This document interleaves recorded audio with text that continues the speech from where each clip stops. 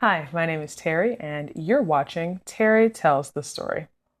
You ever wonder why that smartphone in your pocket dies after just one day? It seems like every year processors get faster, screens get brighter, and cameras look more professional, yet the battery life stays exactly the same no matter what. Most people plug their phones in right before bed, letting them sit there for 8 hours, even though the device hits 100% capacity in less than two. It raises a fascinating question. If the battery capacity was boosted by 200 or 300%, the phone could easily last for 2 or 3 days. If laptops and phones simply shipped with much larger batteries, could they last a whole week on a single charge? To understand why this is not happening, the conversation has to start with the reigning champion of modern electronics, the lithium-ion battery. These batteries work by moving lithium ions back and forth between electrodes, the anode and the cathode. When a device plugs into the wall, ions move from the anode to store energy.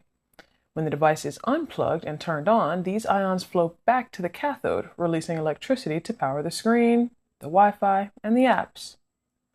The fundamental issue is something called energy density, which is the amount of power that can be squeezed into a specific amount of space. Right now, lithium-ion technology is hitting a physical ceiling. To make a battery hold 3 times more energy using its current chemistry, the battery physically needs to be 3 times larger and 3 times heavier. Imagine a smartphone that is 3 times thicker than the one you're using now. It would feel like carrying a brick, and it would barely fit into your pocket, and holding it up to make a call would make your arm get tired. The exact same problem applies to laptops. A laptop that lasts a full week without a charge would require a battery so massive and so heavy that it would completely defeat the purpose of being a portable computer. It would weigh as much as a desktop. There is also a massive safety factor to consider. Packing that much chemical energy into a tiny sealed metal compartment turns the device into a potential hazard. If a 300% larger battery experiences a shorter circuit or gets punctured, the resulting thermal runaway could create an explosion far more dangerous than anything seen with standard batteries today. Manufacturers are incredibly cautious about turning consumer gadgets into safety risks.